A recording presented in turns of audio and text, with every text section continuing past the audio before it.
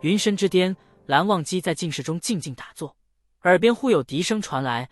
蓝忘机色泽浅淡的眸子缓缓睁开，声音淡漠：“来者何人？”一弹指时间，魏无羡疏忽坐到了静室的窗棱上，把鬼笛陈琴插回腰间，一袭红衣，笑得张扬：“区区不才，魏无羡是也。”蓝忘机依旧面无表情，好似魏无羡出现在这里再正常不过。魔尊所来为何？魏无羡笑：“来和寒光神尊打一架。”蓝忘机看向他：“你是为魔族出战？”魏无羡一愣，随即不屑道：“仙魔之战我向来不理，薛洋打着我的名号出战仙族，不管寒光神尊信不信，这次仙魔之战却不是我的意愿。”蓝忘机表情淡淡，不置可否：“既如此，为何要找本座打架？”魏无羡疏忽瞬移到了蓝忘机身边，屈起一条腿坐下：“切磋切磋而已。听闻你是仙族最厉害的仙，那什么，仰慕已久。”蓝忘机重新闭上眸子：“无聊。”魏无羡见他不语，便拉着他的袖子摇晃：“打一架，打一架，打一架，打一架吗？寒光神君！”蓝忘机无语，睁眼看他：“堂堂魔尊，成何体统？”魏无羡无所谓：“我那魔尊是薛洋应封的，他无非就借我个名头，招揽魔族士兵，激发士气，我又要何体统？”蓝忘机扯回自己的袖角：“既如此，你为何不向世人解释？白白担了挑起战争的罪人。”魏无羡轻笑出声：“吃，解释？不解释，我是魔族的信仰；解释了，我就是魔族的公敌。到时候难道仙界会收留我？还是你寒光神尊会收留我？”“你受制于薛洋。”魏无羡好笑：“薛洋管不着我，他锦衣玉食的供着我，我这才勉强宽恕他给我安魔尊称号的罪行。”蓝忘机垂眸思索：如今魔族敢公然陈兵于伊水之前，向仙族宣战，一大倚仗就是有魔尊魏无羡坐镇魔族后方，而魔尊魏无羡存在的作用暂时只有一个，牵制寒光神尊。传言中两人法力之高，一出手必定死伤千万生灵，为了避免生灵涂炭太严重，魏无羡与蓝忘机相互牵制，魏无羡不出手，蓝忘机不出手。可现在魏无羡却说他不是薛洋那边的人，薛洋也并不是他的手下。蓝忘机还在思索，魏无羡已经又扯着他的袖子道：“寒光神尊，蓝战，蓝忘机，打一架，打一架，打一架吗？”蓝忘机眼神恢复淡漠：“不打。”魏无羡不满：“为何？难道我不配做你的对手？”“如今仙魔陈兵落水、伊水，我二人打起来，仙魔两族便一定会开战。”魏无羡气恼，随后眼睛一转，灵机一动：“神君既然不想两族开战，那我让魔族士兵撤出伊水，只要你同我打一架就是，如何？”蓝忘机不为所动：“不打。”“又为何？”“既然知道魔族并没有你作为倚仗，那魔族就不敢轻易动兵。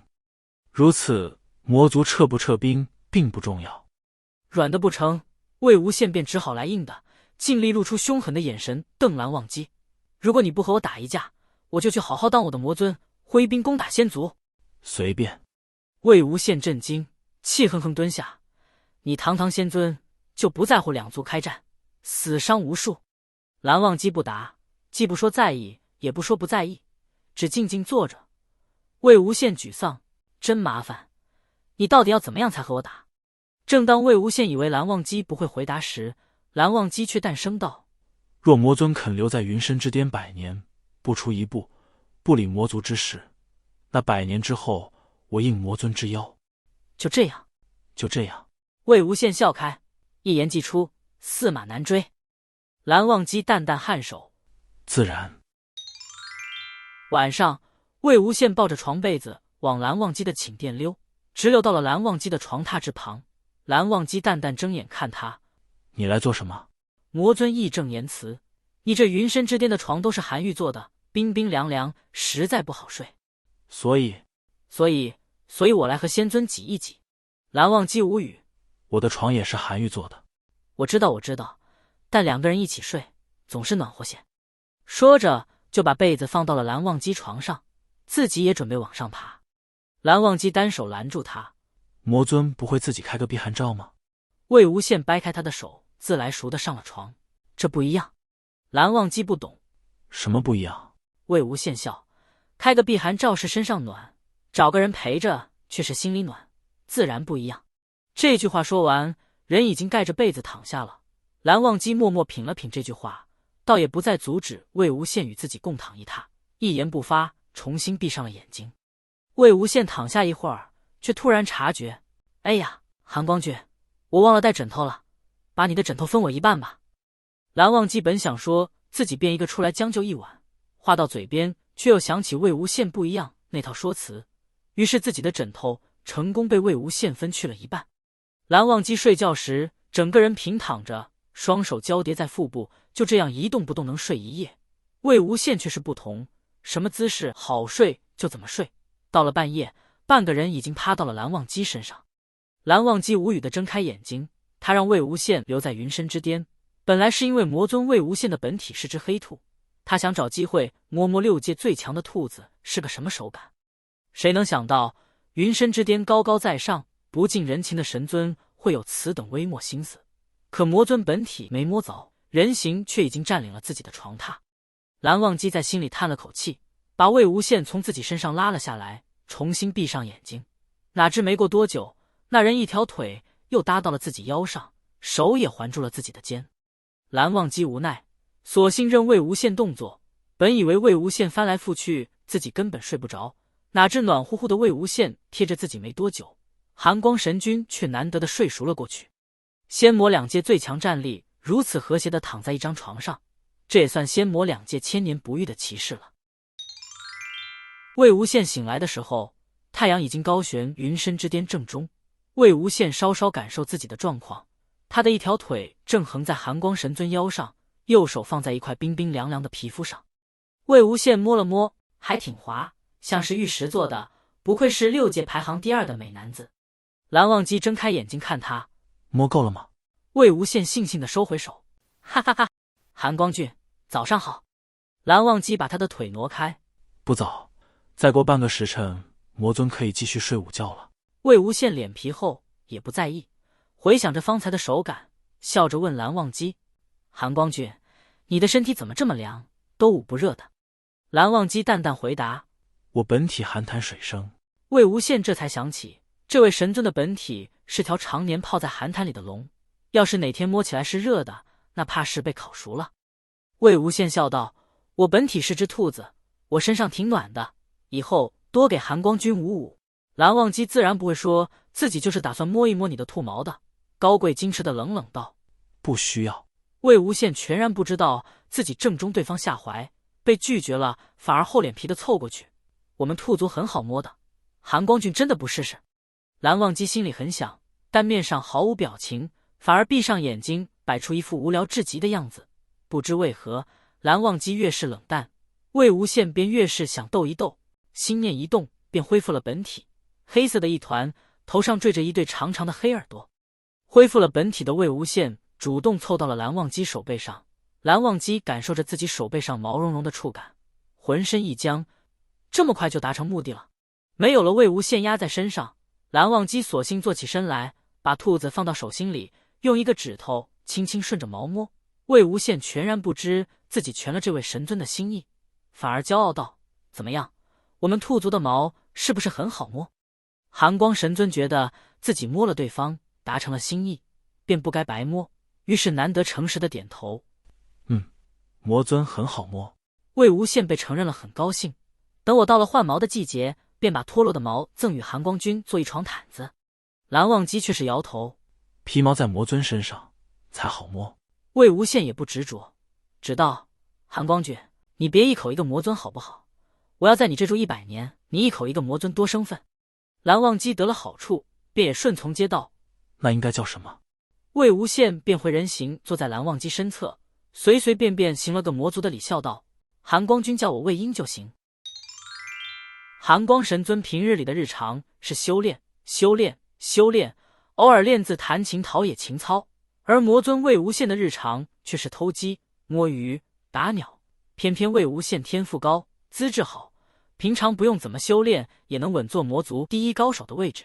这样的魏无羡在云深之巅的开始2个月，还颇有兴致的游览观光，可当把云深之巅逛完2遍之后，便觉得十分无趣，趴在桌子上对蓝忘机抱怨：“蓝二哥哥，无聊。”蓝忘机视线在书页上，只淡淡一句：“无聊可以离开云深之巅。”魏无羡瘪嘴，用手上的笛子扒拉蓝忘机的衣袖：“蓝二哥哥，你舍得我呀？”蓝忘机沉默不答，显然不想多理他。魏无羡在能和蓝忘机打一架之前下山是不可能的，故而此时魏无羡和蓝忘机打商量：“韩光俊，不如你就和我打一架，打完了我就立马离开，我保证。”蓝忘机抬眸淡淡扫他一眼：“100年就是100年。”魏无羡失望，不过很快又恢复了情绪，找到了逗弄寒光神尊的新乐趣，把寒光神尊的仙道秘籍直接换成双修法典，换来一句污秽不堪。做份糕点软磨硬泡让寒光神尊吃下。寒光神尊冷冷问他：“这是辣椒膏吗？”偏偏魔尊还致力于施展厨艺，每次都逼着蓝忘机尝一尝。东海教人给寒光神尊送来焦纱织的衣服，魏无羡半路截下，自个儿穿上去蓝忘机那里炫耀：“好看吗？好看吗？”偏偏这材质的衣服只能做罩衣穿，魏无羡直接穿上，该露的不该露的露了个干净。刚刚到了神尊面前，就被神尊脱下的外袍罩住，再换来一句评语：“不知羞耻。”魏无羡在原地捂着胸口哈哈大笑，对着蓝忘机离开的方向喊：“韩光俊，大男人害羞个什么？10年时间转瞬即逝，这点时间对于神魔来说不过是生命中微不足道的一个小片段，可是短短10年，云深之巅却因为魏无羡的存在发生了稍许变化。山腰的石洞里多了一群雪山兔子，鼻尖粉嫩嫩的，十分可爱。这是魏无羡磨着蓝忘机让人寻来的，以前的云深之巅并没有什么动物。蓝忘机的寝殿里多了个枕头，魏无羡彻彻底底霸占了他床榻的一半。既然住到了一间房间，那魏无羡的其他东西也纷纷而至。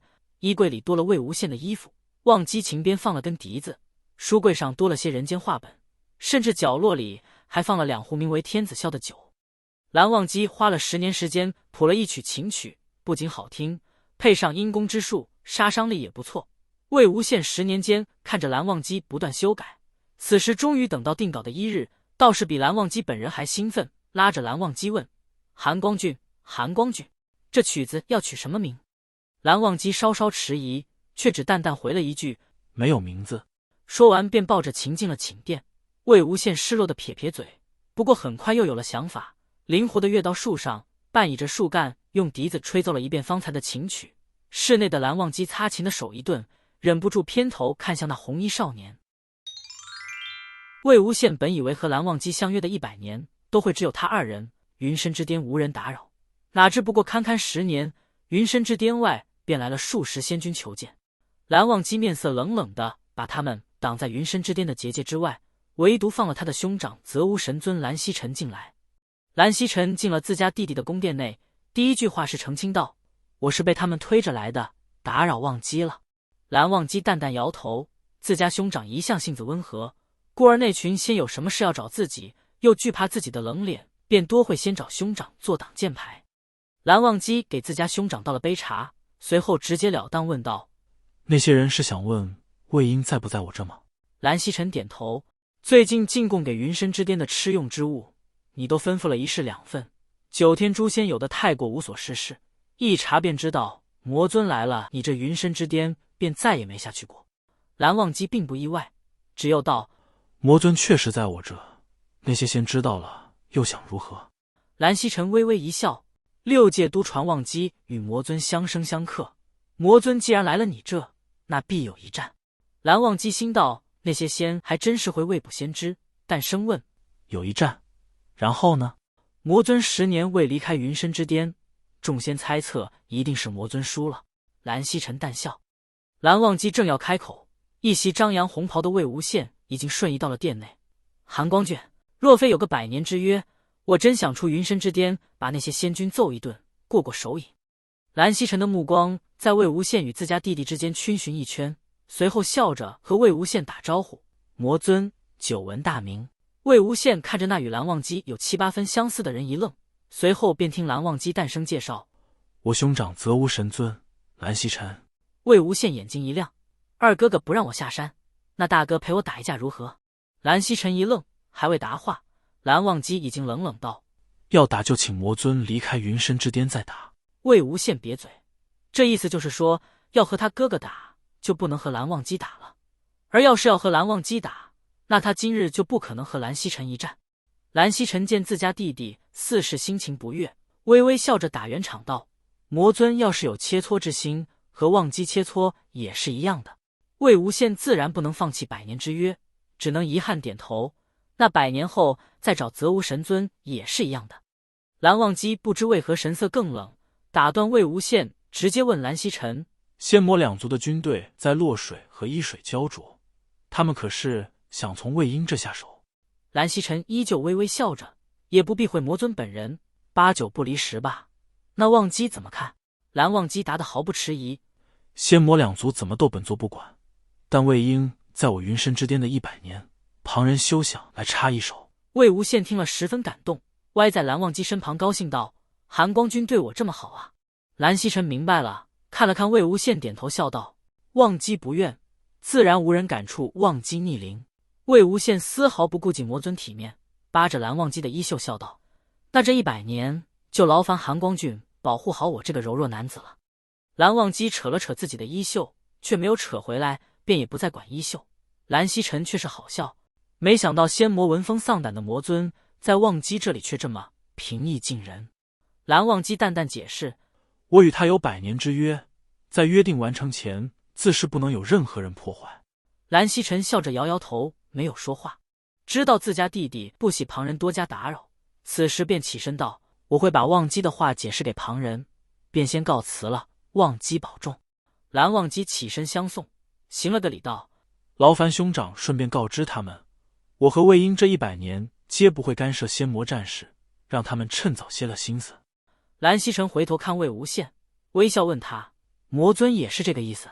这是蓝忘机虽未与他商量过，但不出云深之巅，自然也就干涉不了仙魔战争。魏无羡想了想，便也点头笑道：“二哥哥的意思，自然就是我的意思。”蓝曦臣点点头，转身离开，心里却暗道：忘机这是征服了魔尊，就征服了天下。蓝曦臣走后，蓝忘机心情似乎不大好。魏无羡趴在桌案上，问他：“蓝湛，你怎么了？”“没怎么。”这就是不会说了。魏无羡问不出来，想了想，化为本体，窜到了蓝忘机怀中。魏无羡用10年时间发现，清冷无欲的寒光神尊似乎格外喜欢他的本体。蓝忘机看着怀里的黑兔子，最后还是没有拒绝，一只手揽着兔子，一只手轻抚魏无羡皮毛。魏无羡舒服的眯眼，却是问蓝忘机：“摸着本尊，神尊有没有高兴一点？”魏无羡很少自称本尊，唯有逗逗蓝忘机时，他才会想起来把这个词抛出来用一用。然而软乎乎的一只，即便用了本尊也没什么气势，倒是成功把寒光神尊的心逗软了。蓝忘机难得实话实说道：“很高兴。”魏无羡一愣，蓝忘机大多时候对他都是一副冷冷淡淡、不予搭理的态度，这倒是难得的承认因为自己而高兴。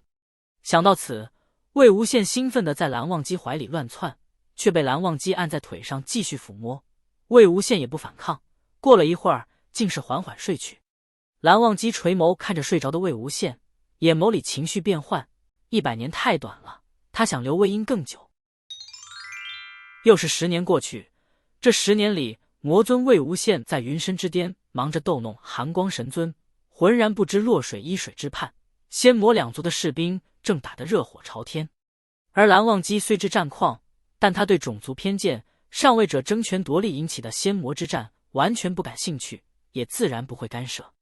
除了薛洋，所有魔族将士都以为他们的魔尊正忙着牵制寒光神尊，这才不干涉仙魔之战。这些将士偶尔还对着魔宫遥遥一拜：“魔尊庇佑，保我族必胜。”殊不知自家魔尊不仅不在魔宫，还忙着逗弄传说中的死对头蓝忘机。蓝忘机有心不让魏无羡了解仙魔战事，这是存了私心的。要长长久久的留魏婴在身边，第一步就是要让魏婴离仙魔争端越远越好。魏婴好战，无论仙魔，只要本事强，他皆能引为知己。蓝忘机实在担心，若魏无羡突然发现仙魔之战很好玩，要去插一手。魏无羡并不知蓝忘机想法，他这2日陷入了一个困境。这2日到了魔尊魏无羡周期性掉毛的日子，本来掉了的毛可以做床毯子，算是一件好事。但魏无羡发现掉毛的自己实在丑，丑还是其次，魔尊最担心的是秃毛的自己会让蓝忘机摸起来时觉得手感不好。蓝忘机也很郁闷，以前的魏无羡经常变为本体，黑乎乎的一只趴在桌上、榻上、窗台上和他怀里。可这2日的魏无羡别说变为本体，就连人形也很少见。魏无羡自己也很奇怪，他为什么这么在意蓝湛的眼光？蓝湛觉得自己好不好摸，这很重要。魏无羡对自己感到无语，想下山找个人问问，偏偏又有个100年之约，不能离开云深之巅。他想了想，点燃了张通讯符。薛洋正在魔族大营里督战，却突然接收到了魔尊的通话符，颇有些意外的接通。懒洋洋问他：魔尊可有40多年没想起我了，有何吩咐？魏无羡捏着下巴，直截了当问他：我问你，你特别在意一个人的看法，这是为了什么？薛洋一愣，随后露出小虎牙笑道：魔尊这是爱上谁了？魏无羡睁大眼睛：爱上？薛洋正要调侃几句，却有将领来报：城美，仙族将凌小星辰请求与您一战。薛洋眼睛一亮，突然笑开：魔尊，我有事，先告辞了。说完急急忙忙走了。魏无羡不满：喂，你倒是说清楚啊！说清楚什么？门口蓝忘机清冷的声音突然传来。魏无羡被吓了一跳，随后有些局促道：没什么，刚刚和薛洋通讯呢。蓝忘机闻言眉头蹙起，一阵静默后忽然道：魏婴，能否别插手仙魔之战？魏无羡笑：我要在云深之巅100年，自然不能插手。那100年之后呢？蓝忘机继续问。魏无羡一愣：100年之后自然是和蓝湛一战，然后各过各的。他继续一个人在魔宫百无聊赖，蓝湛继续在云深之巅一个人当他的清冷神尊。可他好像并不想和蓝湛分开，甚至不能容忍云深之巅以后没了他的痕迹。魏无羡又突然想起，方才薛洋问他爱上谁了，他喜欢蓝湛吗？不知道，但起码不想和蓝湛分开。想到此，魏无羡突然摆出一副调笑的样子，嬉笑着问蓝忘机：魔宫冷冷清清的，寒光君要不100年之后也收留本尊在云深之巅住着，我俩做个伴。顿了顿又道：这样我也不干涉魔族事，你也不干涉仙族事，还能相互牵制。蓝忘机紧紧盯着魏无羡，似乎在判断他说这话是不是真心的。静了片刻后郑重道：这可是你说的。魏无羡疑惑地眨眨眼：这是答应了？寒光君，你这是为了仙族牺牲了自己？不是。蓝忘机掷地有声，说完便随后转身离开。魏无羡看着蓝忘机的背影，突然有一种把蓝忘机直接绑回魔宫的冲动，这样或许能永远和蓝湛待在一起了。蓝忘机进寝殿时，隐约觉得室内空气的流动不太对，稍稍驻足，轻唤了声魏婴。魏无羡在云深之巅住的这些年，偶尔会隐蔽在哪里，在蓝忘机经过时突然窜出来偷袭。这样虽是打不痛快，但过几招还是可以的。此时的蓝忘机也在猜测魏无羡是否躲在哪个角落，准备突然出来偷袭他。熟悉的檀香味忽然飘到了鼻端，蓝忘机神色一凛，下一瞬移到香炉旁，打算熄灭香炉，哪知手还未伸出，人已经支撑不住，半跪在了地上。运起神力散出药力，眼前忽然出现一片黑影。魏无羡在蓝忘机面前现出身形，清了清嗓子，想了想魔族几个魔君强抢民女时的说话方式，开口道：寒光神尊，你乖乖与本尊回魔宫，也免受些苦头。蓝忘机抬头看他，眼神里不见慌乱，一如既往的淡然无波。为什么这么做？对上蓝忘机浅淡琉璃色的眸子，魏无羡莫名有些紧张，不自在的挪开视线。自然是本尊看上了寒光神尊，想把寒光神尊绑去魔宫夜夜欢好。蓝忘机静静看着魏无羡：你认真的？魏无羡眼睛乱转，勉强拿出气势：我堂堂魔尊，自然是认真的。蓝忘机稍稍思考，突然把正在散药力的神力尽数卸去，然后靠在桌子上淡淡道：那绑吧。魏无羡一愣，随后便是震惊：蓝湛，你这就放弃抵抗了？蓝忘机语气淡淡，似是在应一件无关紧要的小事。魏无羡闻言咽了咽口水，默了默后劝道：其实这药虽然猛了点，但以你的神力很容易就解开了。蓝忘机不为所动：你本不是瞻前顾后的人，既然下定决心，就不该退缩不前。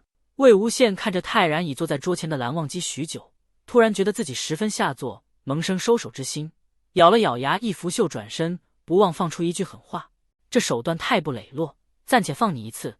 说完便要迈步离开。身后传来蓝忘机的询问：你要去哪？魏无羡驻足：回魔宫，语气间颇有些郁闷。100年之约呢？蓝忘机声音清冷的再问。魏无羡心想，都闹成这样了，还有什么100年之约？随意答道：就当本尊毁约了。说完刚要迈步，身上却突然被捆了一条附魔索，缠得紧紧的，整个上半身都动弹不得。魏无羡震惊：你没中药？蓝忘机站起身：本来中了，但你轻易毁约，本座只能强行解除药力了。魏无羡蹙眉：你这样很伤身体。魔尊可觉得轻易反悔很伤自尊？魏无羡无言：那你绑了我是要杀还是要剐？魏无羡觉得先是对蓝忘机下药，后是想绑蓝忘机去魔宫，只是这样便足够高岭之花蓝忘机视为奇耻大辱了。蓝忘机却只是把魏无羡拎起丢到榻上。不干什么？魔尊既然后悔，不想把本座绑回魔宫，那本座现在把魔尊绑在云深之巅也是一样的。魏无羡眨了眨眼：就这样。蓝忘机点头：就这样。随后忽然近身压住魏无羡。魏无羡一愣：蓝湛，你做什么？蓝忘机面不改色：夜夜欢好。第二日，魏无羡在榻上睁开眼睛时的第一个想法是：我是谁？我在哪？我在干什么？脑子浆糊了半天，感受到垫在自己脖颈下的手臂，魏无羡终于想起：哦，我在蓝湛的寝殿，昨晚被蓝湛睡了。魏无羡叹了口气，坐起身来，却立马被蓝忘机揽回了怀中。醒了。魏无羡僵硬地躺在他怀里。废话。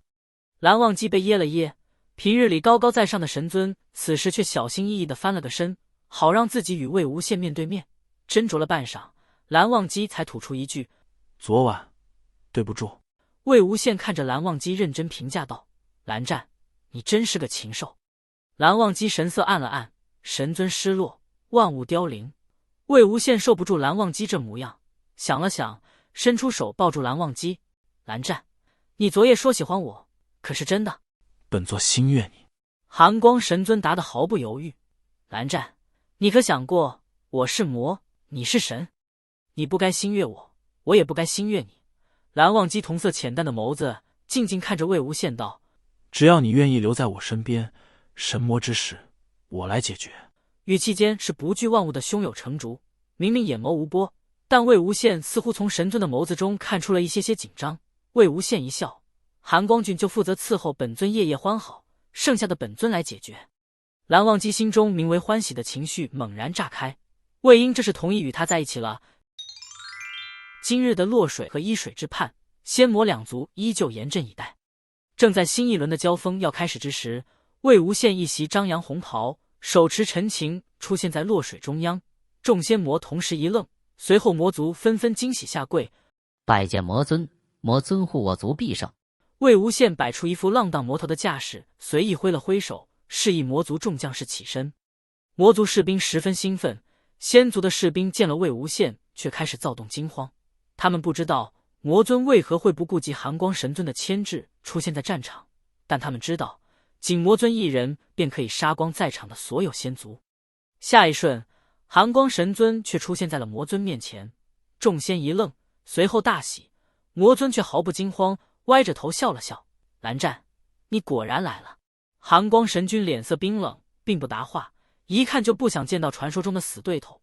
魏无羡笑：本尊说了，只要寒光神尊愿意与本尊夜夜欢好，那仙魔从此休战，仙魔两族结姻亲之好，从此便是一家人。蓝忘机心里深深怀疑着魏婴只知道夜夜欢好这个词语，但面上依旧保持冰冰冷冷的样子。不可能。众仙亦十分气愤：夷陵魔头，你怎能玷污我族神尊？魔头魏无羡便开始威胁道：蓝湛，你可想好了，我要在这里和你打起来，那你仙族众士兵都得死。寒光神尊蹙了蹙眉，却不说话。魔头便补充道：反之，只要神尊与本尊结了姻亲，那仙魔和平，天下太平，何乐而不为？神尊眉头蹙得更紧，似乎在被魔头玷污和仙魔交战之间艰难挣扎。仙族众将士怒道：“神尊，不必理那魔头，我等不惧战争。”魔族士兵则不屑道：“我族魔尊哪里就配不上仙族神尊了？这么划算的买卖也敢拒绝？”半晌后，寒光神尊开了口：“如你所愿，你我结亲，仙魔休战。”魏无羡一面佩服着自己的演技，一面笑开，演完最后一句：“早这样不就天下太平了？”离开了仙魔战场，魏无羡笑得前仰后合：“哎呦，笑死我了！他们还真的以为神尊无奈牺牲自己，被我这个魔头玷污。”蓝忘机无奈，魏无羡说会想办法解决隔在两人中间的仙魔问题，可没想到想出的办法这么思路清奇。魏无羡变成兔形，钻到蓝忘机怀里：“寒光君，你以后记得在外人面前装出你我不和的样子。”蓝忘机抱好兔子：“我知道了。”时间匆匆而过，这100年里，寒光神尊不情不愿与夷陵魔尊结为仙侣，仙魔成为姻亲之族，两族仙魔响应上头号召，开始与对方通婚。仙魔的关系逐渐缓和，到了100年之约的时候，蓝忘机与魏无羡痛痛快快打了一场，可打到了决定胜负的一招，魔尊却歪到了神尊怀里，夸张道：“哎呦，本尊输了呢。”蓝忘机收了招式：“怎么不打了？”“本尊把自己输给寒光神尊了。寒光神尊真厉害，从心悦彼此开始，就能心甘情愿地输给对方了。有争一个结果胜负的时间，还不如练习一下望县这首曲子，这样以后就能和蓝湛情敌合奏，共同御敌了。”如果你喜欢我分享的小说，请点击订阅频道，欢迎在视频下留言，你们的观看是我剪辑影片的动力，感谢您。